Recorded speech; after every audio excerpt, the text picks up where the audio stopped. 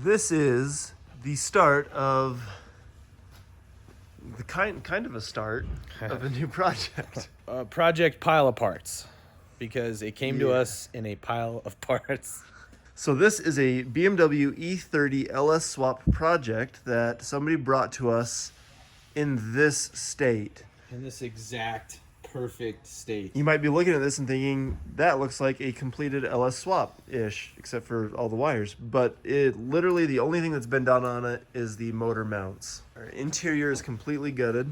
There's, nothing in here. Yeah, she's a full-on project.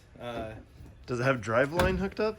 I don't know. Actually, it doesn't, because it doesn't have a differential in it either. So it's got pretty much nothing in the back. The kit is the Sikky kit.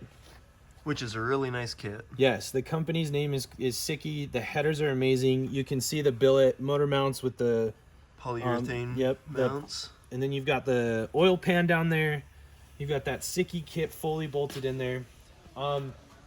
As far as the motor goes, we're starting out with a rebuilt 5.3 iron block with the heads are all redone. We've got the aftermarket intake manifold with the 102 throttle body.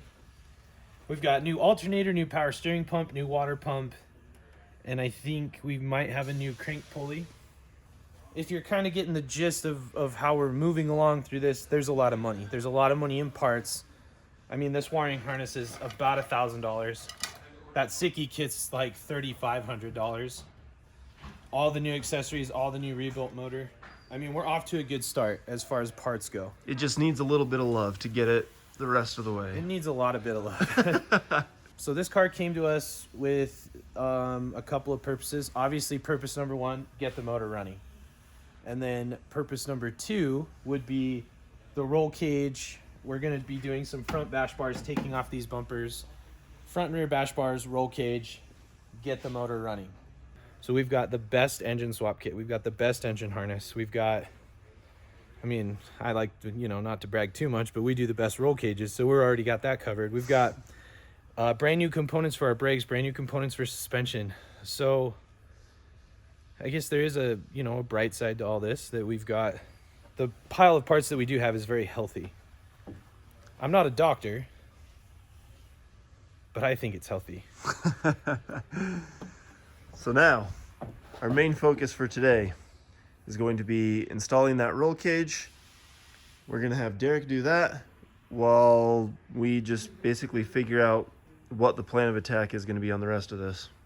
We have decided that we're gonna pull the harness back out of the car. Well, that's the washer and that's the I think maybe that's probably What are overflow, these? because it's pretty gross. What is that? What are those? What do they go to? What are those? This is gonna take us a hot minute. What are all the? You know what? Give me the things. Ta-da! We removed every useless bit that is no longer gonna be used, and it helped so much. Yeah. Well, we got most of them out. We're still gonna come in here and take all these out. It's starting to get more manageable. Remember, this is the stressful project, and we keep talking about that because it freaks me out when there's like no rhyme or reason to putting this together. It's just, it needs all the things, and where do you start? It's almost overwhelming. We're sort of caught up to where we would have been if we would have put this thing together, which is important because once we get our bearings straight, everything's going to start moving a lot smoother. You grubby? Grubby. You know how hard it is to eat with grubby hands? Impossible. I hate this. If only we had a way to clean up these filthy things. What's this? Oh, that. Well, let me tell you all about it. This right here is our special edition 7.6 Dream Tank pumice hand washing bars. Moisturizing pumice hand soap. So, as you know, we work on cars, we get kind of gross, we get dirty. This stuff is absolutely amazing. You can see right there, I'm not going to read all that off to you, but you get the idea. Dream Tank is the company that makes this. They did a special collab bar with us. Obviously, we've already used this one a little bit, but we can't stop using it. If you are familiar with the orange stuff that people typically use to clean their hands off, this blows that out of the water. This is not that. This is not that. This is better than that. Just bring her in and get a close-up on that grit. Oh, gritty. Oh. Check them out. We'll have a link down in the description. Also, it smells amazing. Like, it smells good. Not like that orange stuff. The best part is, give her a little rinse here.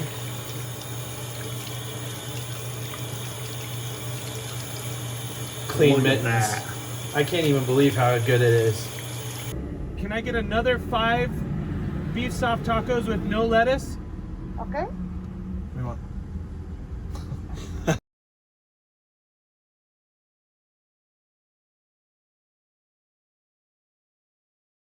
You can see Derek though. He's been a madman. We got all this stuff going. Goes all the way back. There's the Main hoop is main in. hoop. Our boxes are in that we made. We made those next door with Dan on the water jet.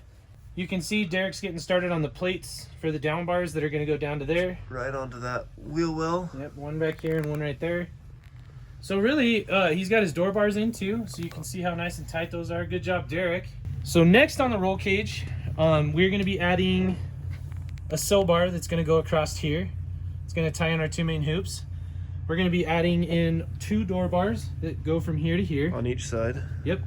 And then there's little braces that go in between. There's the 2 down bars that go from the main hoop right there to the wheel wells. And then a crossbar, which is the harness bar, and a crossbar. And that is a roll cage that would be for drifting. Yeah, there's like a essentially. ton of different roll cages and Yeah, this one, to give you the specs on this roll cage, we're using 1.5" 120 wall DOM tubing. So seamless pipe basically is what we're using on this one.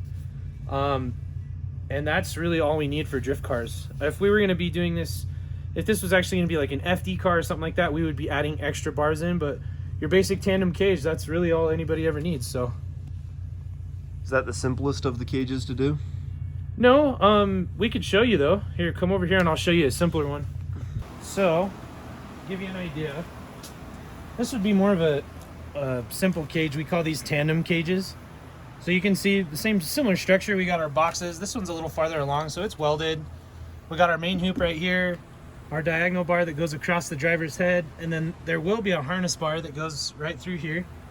Kind of hard to see on the camera, but it basically goes straight right through there. The single bar would go from about here and then just pan across and touch the floor there.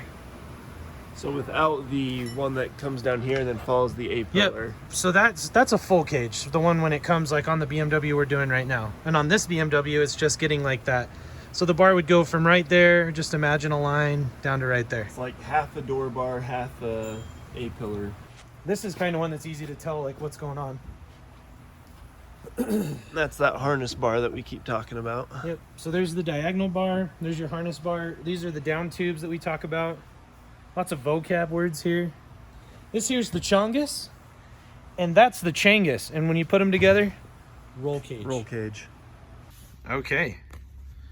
So now that we've got all the bars welded on the main part of the cage, so we got our sill bar welded, we've got our down bars welded that go down to there, and our bases are tacked in, our base plates there, the boxes.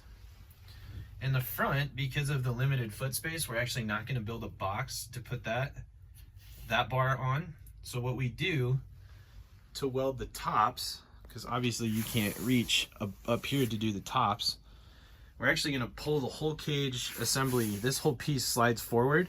So we take this bar here and we're actually going to cut a hole in the floor there and drop that cage down. When we do that, it'll expose the top so we can actually weld the top parts of the roll cage in the corners.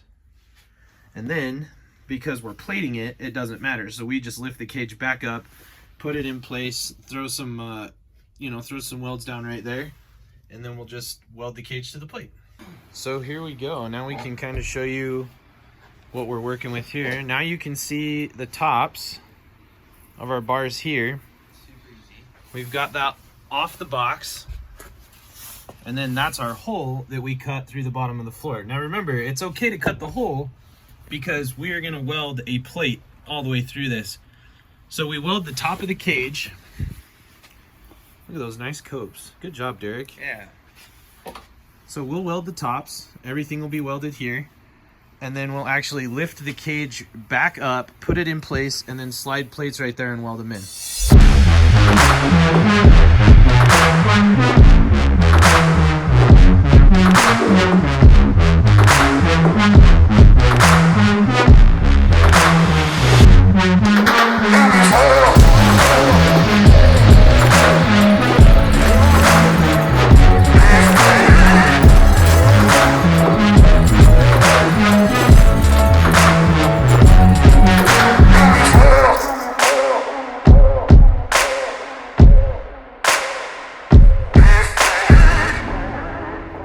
Okay, so now we have our main crossbar, which goes over the seat of the driver. We have our harness bar that we've added in here. And essentially the main structure is all welded in. Everything looks really, really good. We got her all pretty and shiny. And now we're working on door bars. So this is our general style of door bar. We use like a 25-degree bend on the top, and then we just feed it into our A-pillar bar, which is right there. And if you see, we are big fans of running full interior, even with roll cages in race cars. We'll basically be adding some bars in here for support, and then this bad Johnny's wrapped up. I don't know what it is with big dudes, but they have an affinity for small cars. Big dudes want to be in the smallest cars. So a BMW E30, I don't know. I mean, you can see that these are not big cars. So we had to make the cage with the seat as far back as it could go. And to give you an idea how much room there is here, I'll hop in. We got plenty of room side to side, which is great. I think Derek outdid himself. Good job, Derek. So that's a wrap on this video. Next time we are going to be going ham in here. I think on the next one, we're going to be obviously cleaning the engine bay. We're going to be pulling all of our brackets and stuff like that out of here. And then essentially we'll have a clean base to really get our wiring going. We'll get our motor wired. We'll start figuring out what we want to do for radiator mounts. We'll figure out the bash bar for the front as well, and kind of get everything plumbed. We have most of the things, I think, to get plumbed and ready to go. So it's just basically going to be getting a radiator, getting hoses to the radiator, heater core lines, wiring harness, miscellaneous. I think we should be able to start it next episode. So, Okay, I'm holding you to that. well, it's a lot easier than a Snowcat LS swap where we have to build everything custom. This one's just a full kit. Makes it really cool. So if you've ever seen our Snowcat LS episode and you're wondering how much difference a $4,000 motor swap kit makes, check it out, because This is it. this is going to be a 2-episode running driving car as opposed to 5 or 6. it's like 5 or 6 episode one. So it'll turn out good. I'm stoked. Thank you guys for tuning back in to some West Shop stuff. We are going to have to apologize. It's been about a month since we've made our last video. We realized that the rate that we were going at wasn't really sustainable. The projects were taking a lot longer than they were supposed to. So what we're doing is we took a little bit of a break. We kind of restructured how we were going to film and what we were going to film and stuff like that. We've got a nice little bank of all the things that we've been working on. Like I said before in one of our other videos, this stuff takes time. Like these parts coming in and stuff like that, it doesn't really work how we want it to all the time. So what we did was like I said, we took this time, we figured it out, and I think you're gonna be really stoked. We got some really good Snowcat videos coming up. You get to see all the other projects we're doing. We're obviously we're a lot more relaxed now because we get to just kind of hang out and do what we love to do and not make this so much of a job, is more of just a passion project. So love you guys, appreciate you guys. Stay tuned for all the cool stuff that we have going on. And I really hope that this doesn't feel too YouTubey, but it is what it is. So thanks guys, appreciate you.